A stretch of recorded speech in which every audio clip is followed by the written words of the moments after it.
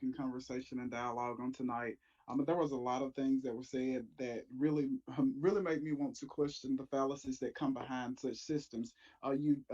Josh noted that there were fixed communities that produce these false algorithms, and sometimes the input is built on past. So one of the questions from the chat was how much funding went into this type of software, and being it was run for several years without a community knowing. So when we're talking in dollars and cents, like how much did this cost to get false outputs?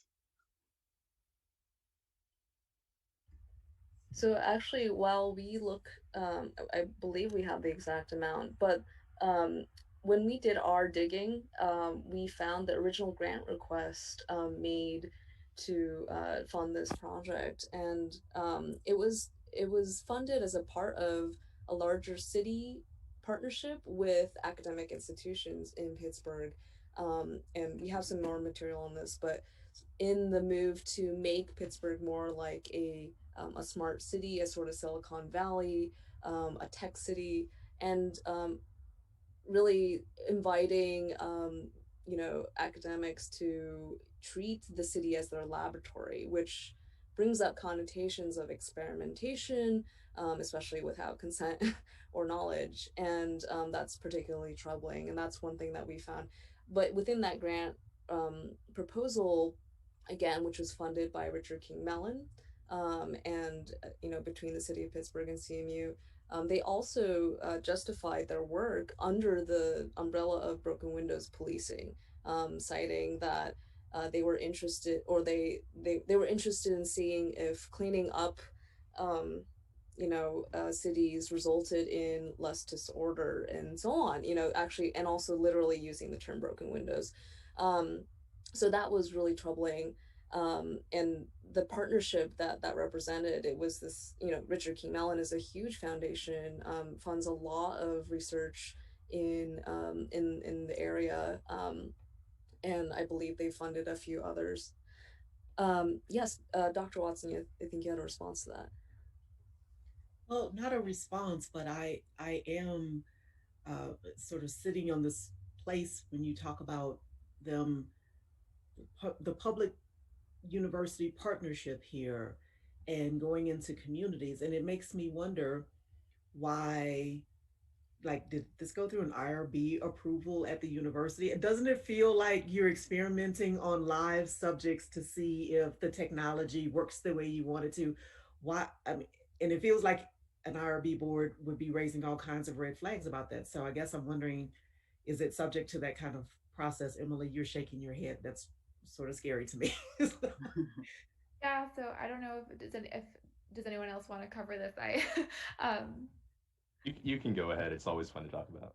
okay, yeah. So this was submitted to an IRB, but it was listed as non-human subjects research. So for those who don't know, the IRB, you kind of give your own classification of what the research is when you're applying for your research. And so I think that would then say that the researchers themselves would also say that this was non-human subjects research. And the justification for this was that it's a machine learning algorithm, and they're not telling what they're not telling the police what to do. They're essentially just collecting data and then analyzing it. And since the data is anonymized and they don't have any information about any one particular person, then it doesn't have to go through IRB approval because they're just working on some technical system. And this is like a larger problem with how machine learning and algorithmic projects are viewed, in terms of harm and the way that we like think about harm in the IRB kind of system, because I think IRB was made after the Tuskegee experiments, in order to protect people's like physical bodily health. And what we're thinking about when the harm coming from algorithmic systems, we're thinking of like a much more long-term societal harm where it's not often clear how we get from the actual project to bodily harm, even though that system still exists. So like because it didn't fit into the exact like technical requirements of what the IRB kind of looks for, this passed right through the IRB. I just want to add two things onto that. Well, one thing on each. So for the IRB, we also appealed that. Like we sent an appeal to the IRB to tell them like, hey, here are all the problems with defining this as not human subjects research, and here's everything that's happening, like that can happen when people do it, and they still upheld it even after we specifically pointed out all the issues to them. And also, secondly, for the earlier problem, how much money was spent on the this project, I Yes. couldn't find the exact number, but for reference, the Richard King Mellon Foundation gives about $100 million to Pittsburgh every year, and and that's just Richard King Mellon Foundation doesn't account for the additional tax money that goes to police salaries when they have to spend extra time uh, patrolling those neighborhoods based on the policing algorithm. I also believe that we looked into the city budget one year, correct me if I'm wrong, Bonnie and Josh, and they had set aside about $500,000 per year to extend these technology platforms in case they were to be acquired by the city. Do you guys remember that? So I believe that the research itself was funded by the Richard King Mellon Foundation, and the um, yeah, we have the number somewhere, but it was also wrapped up in a larger grant. That was a part of that CMU partnership. The city budget components that we found, honestly, we were digging for any any sign. You would think this would be something that they would announce to community members widely, and it was not common knowledge to anyone, and not to criminal justice advocates or anyone who's not within the department. But they had just listed predictive policing as a strategic priority. And actually, I think this is a part of many trends within policing, is that again, talking about the veil of objectivity, technology is used as this substitute or offering of improving or making the system less biased. Also sometimes used as an answer for um, you know uh, the sort of calls for reform that will use surveillance instead, will use community policing. Well, unfortunately, all of that feeds into this larger system that's still meant to surveil, and actually at a larger scale. Okay, so we talked about the fixed environments, particularly looking at the Homewood area with the 98% being black populated, people of black and brown. So we had a question from the chat from Brandon that said he was curious about this sort of accidental framing and how does it provide police entering into these situations? Are they told to expect more crime, and do they enter these situations more aggressively? So that's one thing that we strongly believe about this sort of tech, but it's very hard to prove because the researchers and the people who create these hotspot maps and do this sort of predictive policing work, they don't they don't release like what locations are the hotspots or where even like the map or where they send police to. So we really have no idea, no starting point for figuring out where police, like when these interactions with police and the public happen based on the algorithm. And we've tried to get this data. We've tried like right to know and freedom of information requests on finding how on finding these maps and when our police are sent based on the algorithm. And every time the response from the city after 2 or 3 months of waiting is that they can't give us that information because it will harm the effectiveness of the patrols and or put the safety of the officers at risk. And I think, oh, I'm so sorry, just one thing to add on that is the the larger picture effect of that, which we were clued in most strongly by the other org in LA, Stop LAPD Spying, is that um, this algorithm also plays into patterns of gentrification and displacement. So it's not just that the individual officer is also going in primed, potentially to view surrounding community members as potentially violent criminals, but also that the identification of those same spots bring more policing to those same areas, which is a larger part of other gentrification tactics that again view sort of clearing out a community or lowering crime as a way to attract development and other interests in area. Um, so yeah, I think that connection is also another important one, especially at this like uh, scale. By doing it across the city, it's not just one cop, it is the whole city.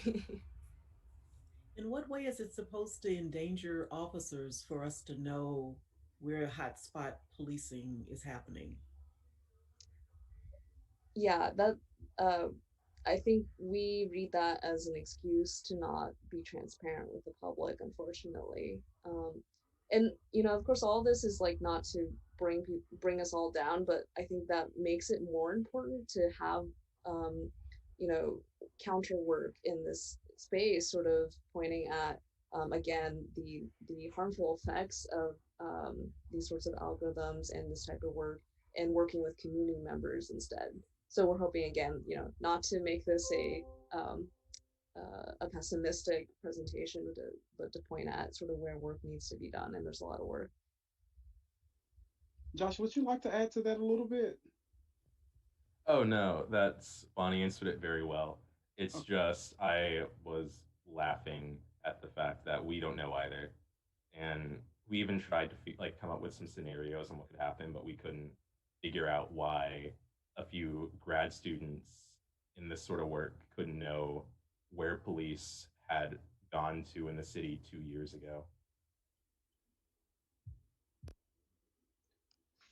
Well, I think we've run out of time for tonight. It's been such a thought provoking conversation. But before I Okay, go, I just want to. another 15 minutes. Don't cut it off yet, Nedrick. Yeah, We I got just another want to. Yeah, 15 I minutes. was gonna go back to the chat to Yes. talk about privacy rights. One of the member in the chat said, if I were employed by UPS or FedEx or delivery service and I had to deliver to someone's house, my privacy not protected? That's a really good question. So I mean, I would think that in terms of the Amazon Ring doorbells, I'm assuming.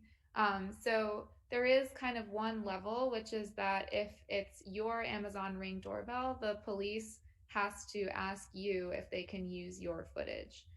But that doesn't, so the UPS delivery person wouldn't have any say in the matter if the person who lived at the house felt comfortable releasing that footage to the police.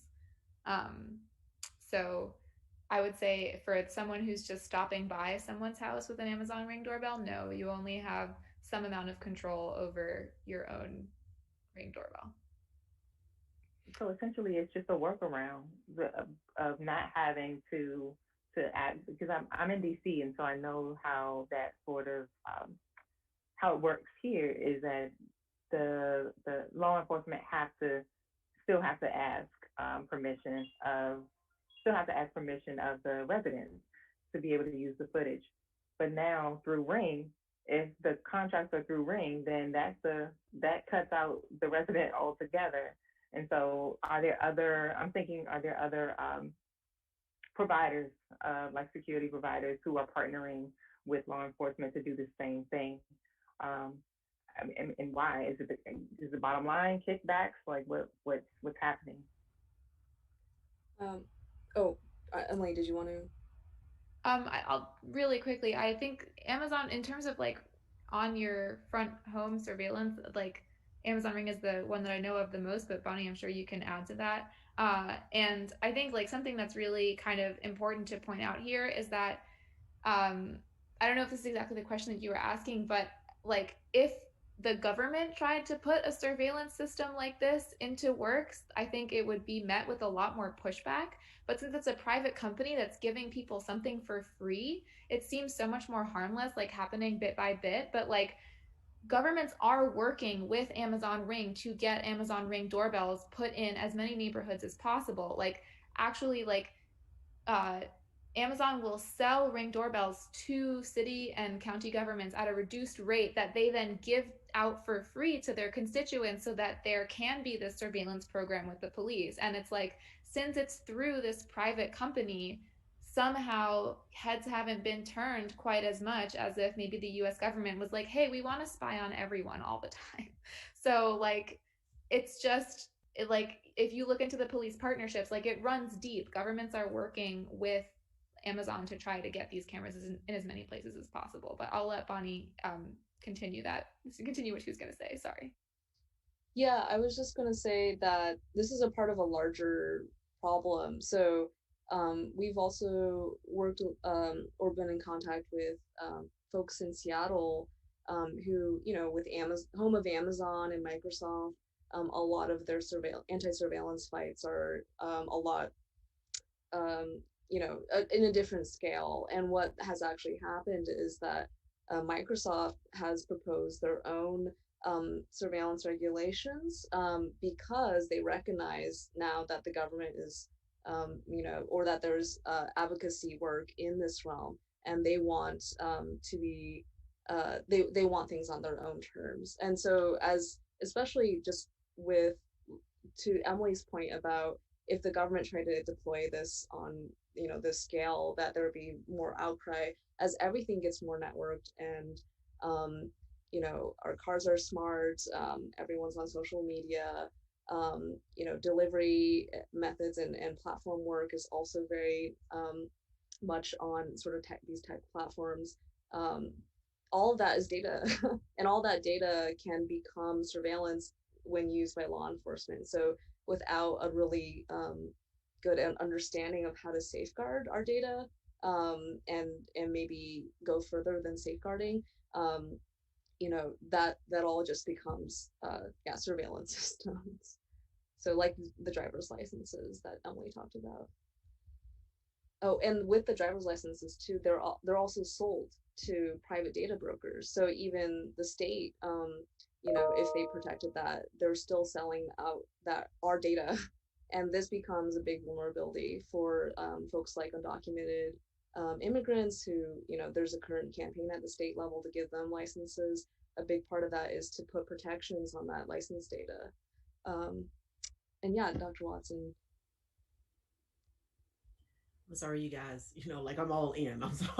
I'm fully in. So, but I do want to do the other side of that coin, right? Which are the real public safety concerns that people have, and that we are trying to balance, right? So, when something happens, there is some convenience, and I do feel a little bit better, I will tell you, to know that they can pull it out of footage from the last place that the suspect was seen and try to track. I mean, okay, so like I don't think I'm alone on that. I feel a little bit better about that. So I guess, you know, is there a way of balancing this, or is it really a zero sum, all or nothing kind of proposition?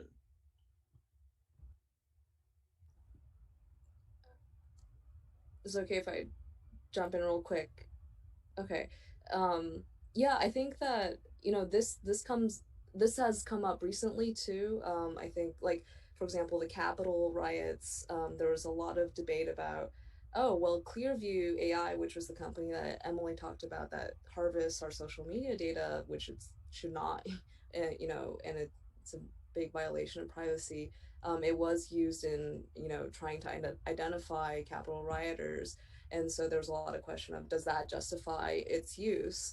I think unfortunately, because again it's the scale of surveillance that really is makes that level of impact like more dire.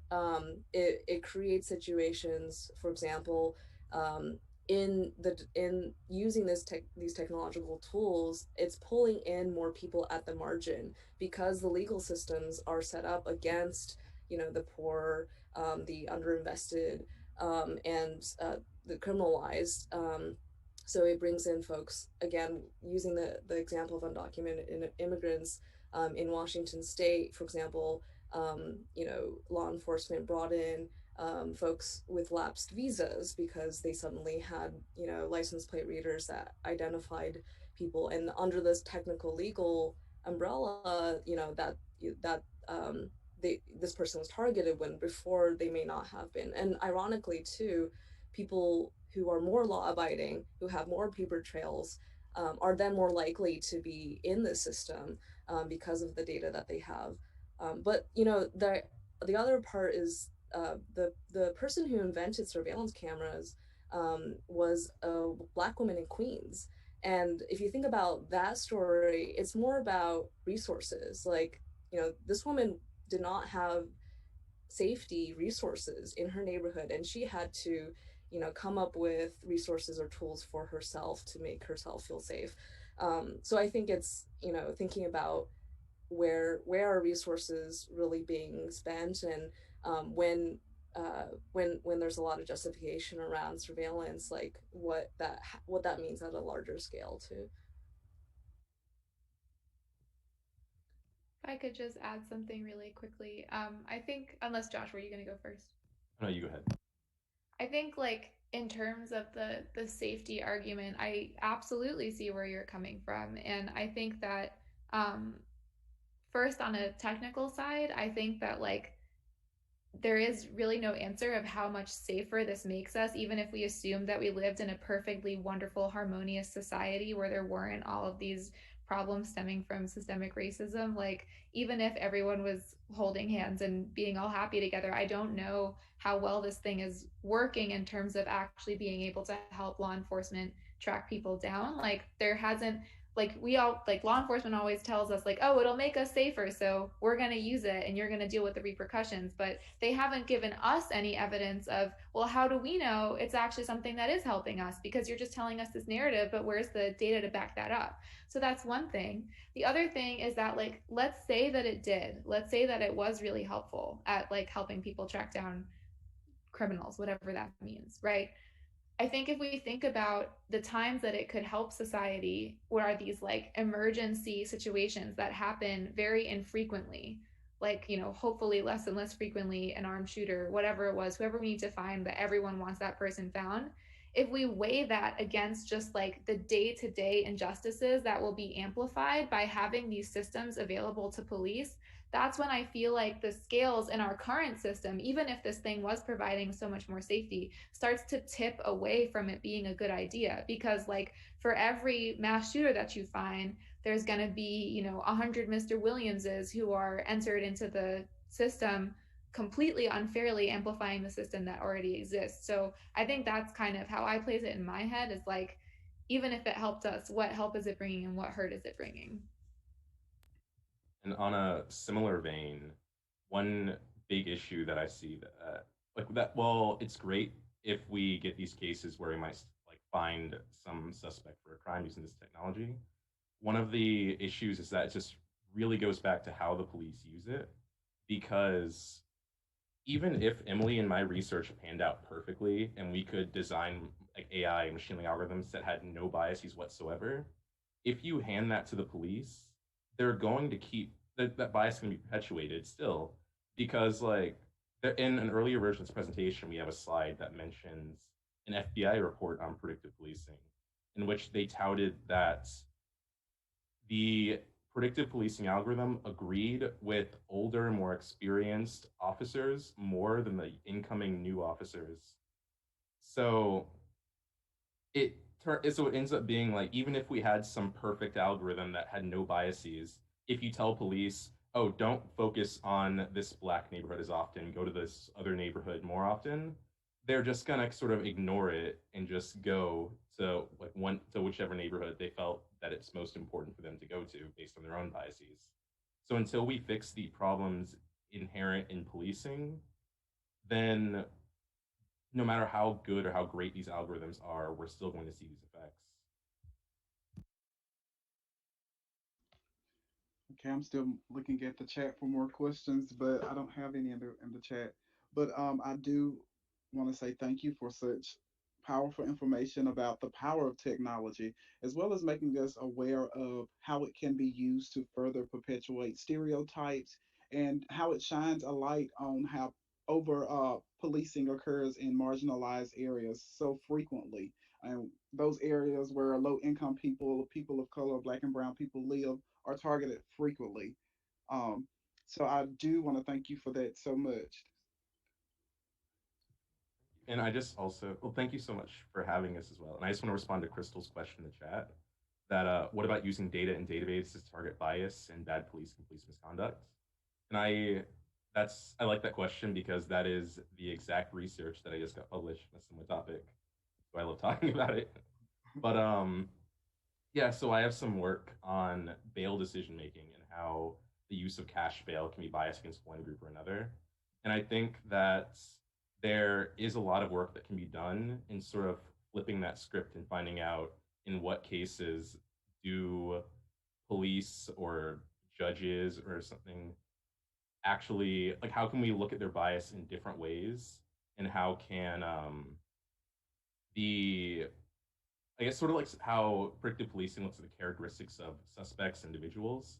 If you sort of flip that and look at the characteristics of judges or the characteristics of police department, and sort of see how these specific groups interact with the data that they're given, and sort of figure out ways of addressing the problem from that lens, is a few ideas that I've had from my own work. I want to add one more thing to that, which is that yes, I think that's an amazing thing to do, and I think it's really interesting to see the reactions from those parties. So there's a great researcher at Carnegie Mellon, Raed Ghani, who tried to do a project where he used police data about arrests and encounters to try to figure out which policemen were most likely to have misconduct cases against them, were most likely to use force, like a I forget what the word is, but to like use force when they shouldn't be using force. And when he tried to pitch this project, it was like, oh, let me help you reduce the misconduct of your officers. No police officer wanted anything to do that. So there's a huge question of like, when is the lens of technology being turned on you versus someone else? And it seems like the lots of like people are very happy to turn it on, the other, someone else. But when it's turned back on the policeman, the judge, whatever, then they're much less jazzed about using using machine learning to find patterns about discrimination rather than the other way around. So I think that's a great way forward, but be careful because people are a lot up in arms about it.